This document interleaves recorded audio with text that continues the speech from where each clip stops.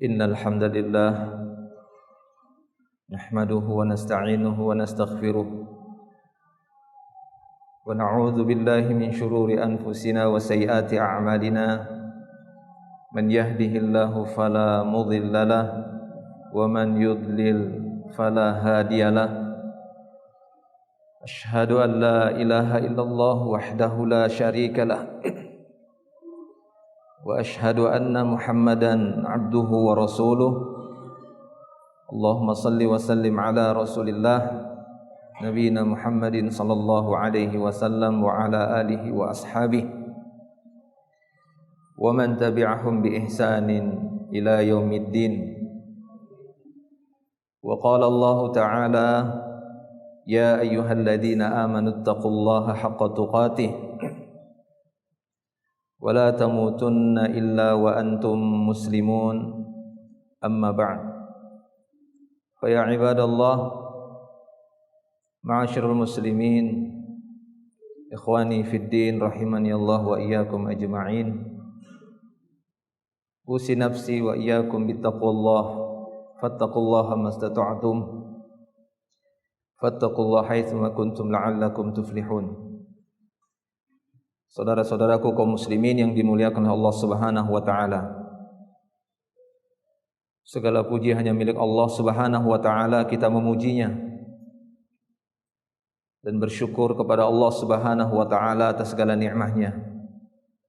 Salawat dan salam senantiasa kita ucapkan dan kita tujukan untuk Nabi Muhammad sallallahu alaihi wasallam.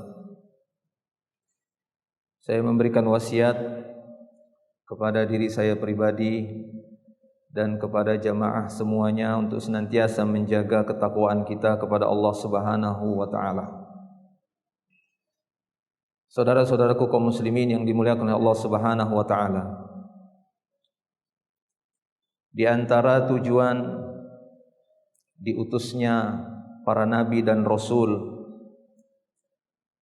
kepada manusia adalah untuk mengenalkan manusia terhadap penciptanya, Rabb-nya, dan memerintahkan mereka hanya beribadah kepadanya, tidak menyekutukannya dengan sesuatu apapun dalam ibadah. Dan di antara tujuan yang lain, mereka para nabi dan rasul berusaha untuk mendekatkan manusia kepada Rabb-nya, at-taqarrub, agar manusia dengan perintah Allah tabaraka wa taala, dengan apa yang Allah taala wajibkan, mereka jadikan sebagai wasilah untuk mendekatkan diri kepada Allah, bukan dengan cara-cara yang tidak pernah diperintahkan oleh Allah Subhanahu wa taala. Itulah yang telah terjadi dari manusia-manusia sebelum diutusnya Nabi Muhammad sallallahu alaihi wasallam. Kejahilan mereka menyebabkan mereka mendekatkan diri kepada Allah, namun bukan dengan sesuatu yang Allah Ta'ala perintahkan. Justru mereka melakukan perbuatan-perbuatan, ritual-ritual ibadah yang tidak pernah disyariatkan, namun beralasan hal itu sebagai bentuk pendekatan diri kepada Allah. Bahkan tidak jarang kita dapati perbuatan-perbuatan mereka tersebut telah menjerumuskan mereka kepada kesyirikan, menduakan Allah Subhanahu wa taala dalam ibadah tersebut. Dan itulah yang telah diajarkan oleh Rasulullah sallallahu alaihi wasallam kepada kita semua. Beliau sallallahu alaihi wasallam menyampaikan kepada umatnya apa yang telah Allah taala wajibkan dan apa yang telah Allah taala perintahkan secara umum. Di dalam perintah Allah ada yang wajib dan ada yang di bawahnya yang dikenal dengan nafilah ataupun sunnah, yang mana manfaat dari pelaksanaan perintah-perintah Allah Ta'ala tersebut tujuannya adalah untuk mendekatkan diri kepada Allah.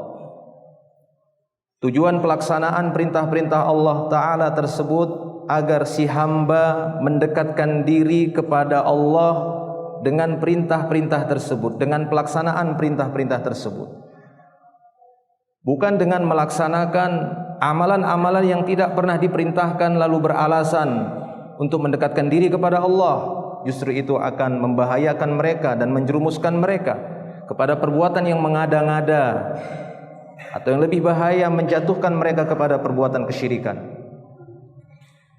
Di dalam sebuah hadis qudsi, Nabi sallallahu alaihi wasallam menyampaikan firman Allah Subhanahu wa taala, qala Allah tabaraka wa taala, Allah Subhanahu wa taala berfirman, "Wa ma taqarraba ilayya 'abdi bi syai'in ahabba ilayya mimma aftaradtu 'alaihi wa ma yazalu 'abdi yataqarrabu ilayya bin nawafil hatta uhibbahu." Dalam potongan hadis qudsi ini Nabi sallallahu alaihi wasallam mengabarkan firman Allah tabaraka wa taala. Allah taala berfirman, senantiasa hambaku bertaqarrub, berupaya, berusaha mendekatkan dirinya kepadaku. Wa ma taqarraba ilayya 'abdi bi syai'in ahabba ilayya, tidaklah hambaku berusaha mendekatkan diri kepadaku dengan sesuatu yang telah aku wajibkan kepadanya. Maka dari sini bisa kita dapati faedah bahwa untuk mendekatkan diri kepada Allah, kepada Rabb, kepada pencipta kita yang menghidupkan dan yang akan mematikan kita, untuk mendekatkan diri kepadanya adalah dengan melaksanakan apa yang telah Allah Ta'ala fardukan, apa yang telah Allah Ta'ala wajibkan, bukan dengan sesuatu yang tidak pernah disyariatkan oleh Allah, sebagaimana yang dilakukan oleh sebagian manusia pada umat ini, dengan mengatakan ini upaya pendekatan diri kepada Allah, ini merupakan suluk, merupakan jalan mendekatkan diri kepada Allah. Tapi perbuatan tersebut sama sekali tidak ada perintahnya, tidak ada syariatnya di dalam Islam. Maka tegas sekali dalam hadits qudsi ini Allah Ta'ala mengatakan bahwasanya tidaklah hambaku mendekatkan diri kepadaku dengan sesuatu yang lebih aku cintai, itu apa yang telah aku wajibkan kepadanya. Lanjutan hadis itu Allah Ta'ala berfirman, wa ma yazalu 'abdi yataqarrabu ilayya bin nawafil hatta uhibbahu. Dan terus hambaku ini tidak hanya yang wajib saja dia kerjakan untuk mendekatkan dirinya kepada Allah, kepadaku, bukan yang wajib saja dia kerjakan. Terus dia senantiasa, wa ma yazalu senantiasa dia terus berupaya mendekatkan diri kepadaku. Kata Allah Subhanahu wa taala, dengan apa? Bin nawafil, dengan amalan-amalan yang tidak wajib, yang di bawah wajib, dengan nafilah, dengan hal yang disunnahkan. Hatta uhibbahu, kata Allah, sehingga aku cinta sama hambaku tersebut, sehingga aku mencintai hambaku ini, dikarenakan dia melaksanakan apa yang telah aku wajibkan. Dia telah melaksanakan apa yang telah aku perintahkan, walaupun itu hukumnya nafilah, walaupun itu hukumnya sunnah. Maka para jamaah milik Allah Subhanahu wa taala, sebagaimana yang kita sebutkan tadi, faedah utama yang bisa kita dapatkan dari hadis qudsi ini, bahwa cara mendekatkan diri kepada Allah, cara taqarrub seorang hamba ingin qarib dengan Allah, ingin dekat dengannya, adalah dengan melaksanakan perintahnya. Apa yang telah diperintahkan oleh Allah Ta'ala sudah jelas di dalam dinul Islam, sudah dijelaskan oleh Nabi Muhammad sallallahu alaihi wasallam. Apa yang diwajibkan oleh Allah, apa yang dianjurkan oleh beliau sallallahu alaihi wasallam merupakan bagian dari amal saleh. Semua itu merupakan sarana untuk pendekatan diri seorang hamba. Kita mendekatkan diri kepada Allah Subhanahu wa taala dengan pelaksanaan perintah Allah Ta'ala tersebut, baik yang wajib ataupun yang sunnah. Semakin kita memegangi yang sunnah, berusaha memaksimalkan melaksanakan yang sunnah, maka semakin Allah cinta kepada kita, semakin Allah Ta'ala cinta kepada hamba tersebut. Bukan seperti sebagian orang dengan alasan ingin mendekatkan diri kepada Allah, tapi melakukan hal-hal yang tidak pernah disyariatkan oleh Allah, tidak pernah dicontohkan oleh Nabi SAW, tidak ada sunnahnya. Maka hendaknya kita menjauhi amalan-amalan yang tidak pernah disyariatkan oleh Allah. walaupun dengan alasan niatnya untuk taqarrub, tapi tidak ada syariatnya. Bukankah hadis tadi menyebutkan apa yang Allah wajibkan? Apa yang Allah wajibkan sudah jelas dalam Al-Quran dan hadis-hadis Nabi. Apa yang telah dianjurkan oleh Nabi SAW sudah jelas di dalam hadis-hadis Nabi yang sahih, yang diriwayatkan dengan sanad yang kuat, dengan sanad yang sahih, yang sampai kepada Nabi SAW. Maka hendaknya kita menempuh jalan yang benar untuk mendekatkan diri kita kepada Allah Subhanahu wa taala, agar jangan alasan mendekatkan diri kepada Allah justru tersesat sehingga dia menempuh jalan mendekatkan diri kepada syaitan. Wa na'udzubillah. Faedah yang lainnya para jamaah Allah Subhanahu wa taala, dari sekian perintah-perintah Allah ataupun perintah Nabi kita sallallahu alaihi wasallam, anjuran dari beliau, di antara perintah wajib yang telah Allah Subhanahu wa taala wajibkan kepada kita dan berkaitan dengan bulan Ramadan yang sedang kita jalani saat ini. Alhamdulillah, kita berada di 10 akhir Ramadan. Kita berada di depan pintu 10 akhir Ramadan.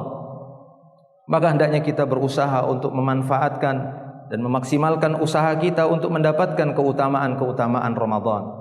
Allah Subhanahu wa taala wajibkan kaum muslimin untuk berpuasa di bulan Ramadan. Ini merupakan perintah yang wajib bagi kaum muslimin, bagi kita semua. Maka jangan lewatkan kesempatan emas ini. Ketika Allah Subhanahu wa taala pertemukan kita dengan bulan Ramadan, di mana di dalam bulan ini kita diwajibkan berpuasa. Ingat, puasa di bulan Ramadan adalah amalan yang wajib, salah satu dari rukun Islam. Sebagaimana disebutkan dalam hadis qudsi tadi, bahwa hambaku mendekatkan diri kepadaku dengan apa yang aku wajibkan kepadanya. Maka jadikan puasa kita di bulan Ramadan ini, khususnya di bulan Ramadan ini, karena ini wajib, jadikan sebagai sarana wasilah untuk mendekatkan diri kita kepada Allah. Jangan menyebabkan diri kita jauh dari Allah Subhanahu wa taala, menjadi orang-orang yang rugi ketika melaksanakan ibadah puasa di bulan Ramadan hanya sebatas mendapatkan laparnya saja, menahan lapar dan haus saja. Demikian juga di bulan Ramadan ini Nabi SAW banyak memerintahkan kita, walaupun derajat hukumnya tidak wajib, walaupun derajat hukumnya hanyalah nafilah, nawafil, mustahabbat, di antaranya qiyamul lail berjamaah yang sering kita kenal dengan salat tarawih. Maka hendaknya kita berusaha melaksanakan qiyamul lail, salat tarawih di setiap malam sampai akhir Ramadan.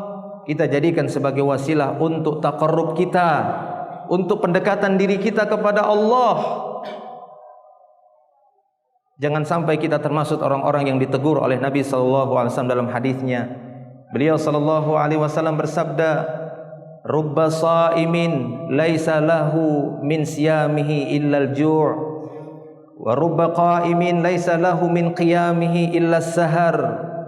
Kata beliau SAW, boleh jadi seorang yang berpuasa, dia tidak mendapatkan apapun dari puasanya kecuali laparnya saja yang dia dapat.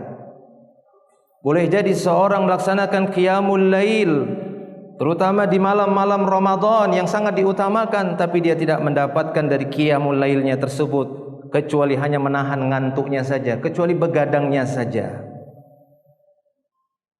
Kemudian faedah yang terakhir yang bisa kita sebutkan dalam khutbah singkat ini para jamaah Allah Subhanahu wa taala, dari faedah hadits qudsi tadi, bahwa untuk mendapatkan cinta Allah, untuk mendapatkan cintanya Allah adalah dengan melaksanakan perintahnya, dengan melaksanakan apa yang Allah Ta'ala wajibkan ataupun apa yang telah disunnahkan di dalam Islam.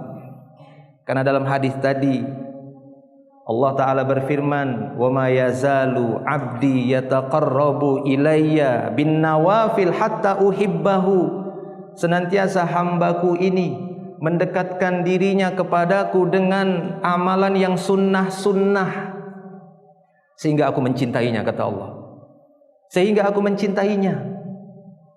Para jamaah Allah Subhanahu wa taala, bisa kita bayangkan, mampukah kita menjadikan orang-orang cinta kepada kita?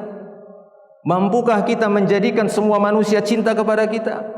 Betapa beratnya menjadikan seorang saja untuk cinta kepada kita, itu berat. Kita datang kepada seseorang, kemudian kita paksa, kau harus cinta kepada saya.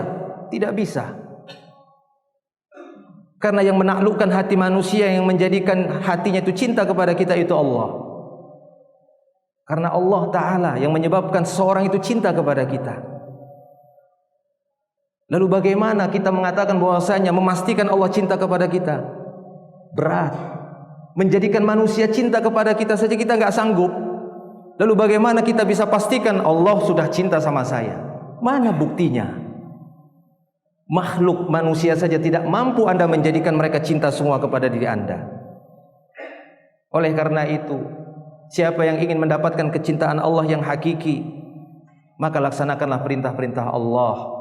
Apa yang telah Ia wajibkan dan apa yang telah disunnahkan di dalam syariatnya, laksanakanlah semaksimalnya.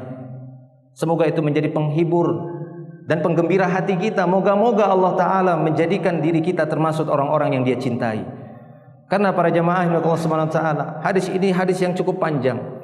Di akhir hadis itu Allah Ta'ala mengatakan, wa in sa'alani la'utiyannah wa la in ista'adzani la'u'idzannah.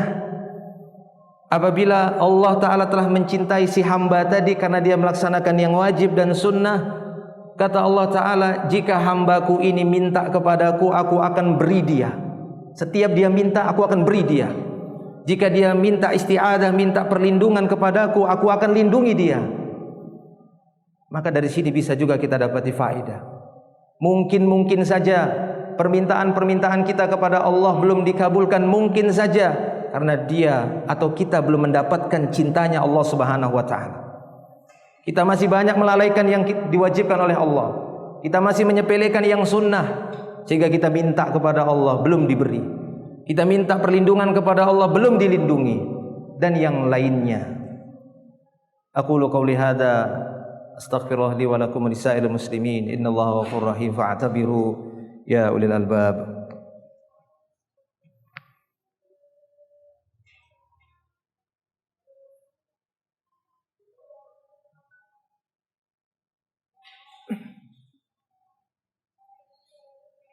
Alhamdulillahi rabbil alamin, wassalatu wassalamu ala asyrafil anbiya'i wal mursalin, nabiyina Muhammadin sallallahu alaihi wasallam wa ala alihi wa ashabihi wa man tabi'ahum bi ihsanin ila yaumiddin, amma ba'd.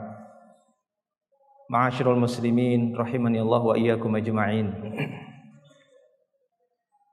Satu hal yang tak kalah pentingnya untuk kita perhatikan terkhusus di bulan Ramadan adalah memburu maghfirah Allah, mencari maghfirah Allah Subhanahu wa Ta'ala. Mendapatkan maghfirah, ampunan dari Allah merupakan cita-cita yang sangat diharapkan dan diinginkan oleh seorang hamba yang beriman kepada Allah Subhanahu wa Ta'ala, terkhusus di bulan Ramadan.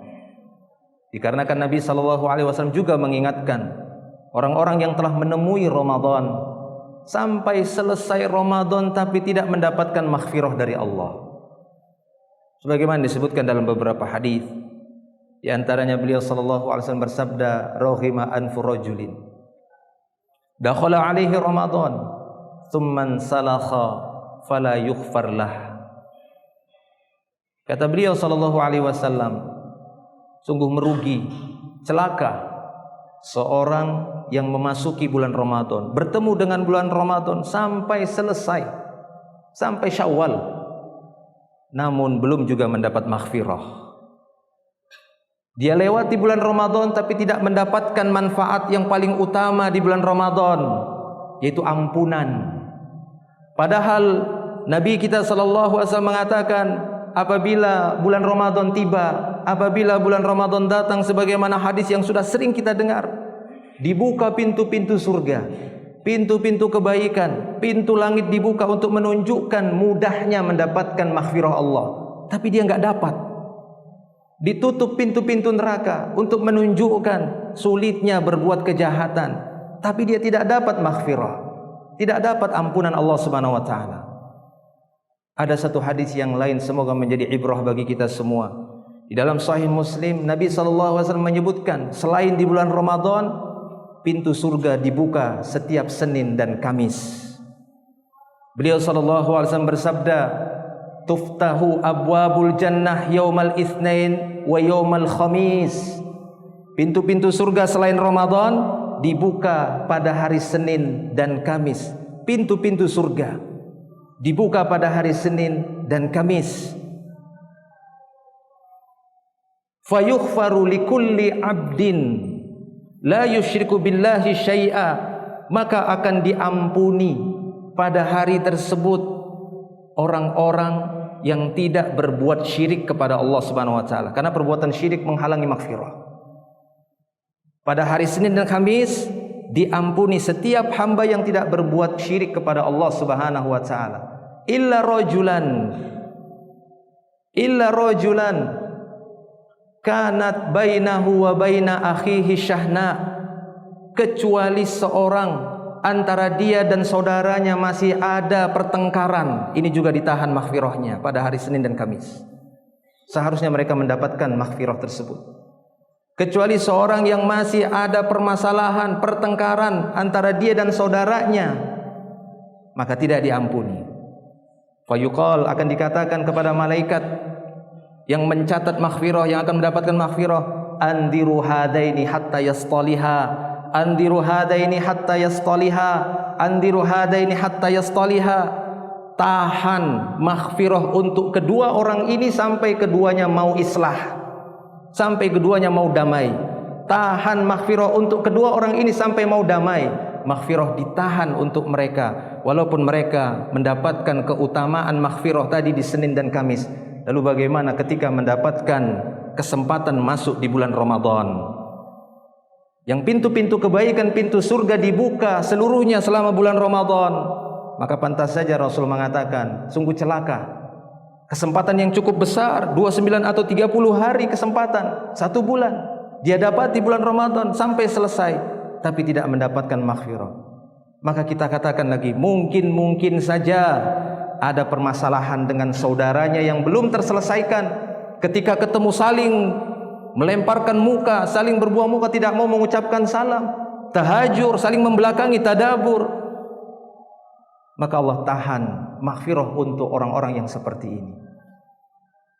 Para jemaah yang dimuliakan oleh Allah Subhanahu wa taala, semoga Allah Subhanahu wa taala memudahkan kita untuk mendapatkan keutamaan-keutamaan yang telah dijanjikan oleh Allah Subhanahu wa taala. Allahumma salli ala Muhammad wa ala ali Muhammad kama sallaita ala Ibrahim wa ala ali Ibrahim innaka Hamidun Majid. Allahumma barik ala Muhammad wa ala ali Muhammad kama barakta ala Ibrahim wa ala ali Ibrahim innaka Hamidun Majid. Allahumma ighfir lana walil muslimin wal muslimat wal mu'minin wal mu'minat al ahya'i minhum wal amwat. Innaka antal ghafurur rahim.